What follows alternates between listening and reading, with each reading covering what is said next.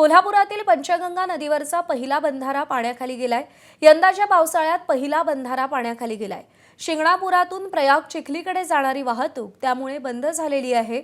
कोल्हापूरमध्ये पाऊस पडल्यानंतर बंधारे पाण्याखाली जातात आणि पहिल्यांदा जुलै महिन्यातला पहिला बंधारा पाण्याखाली गेलेला आहे।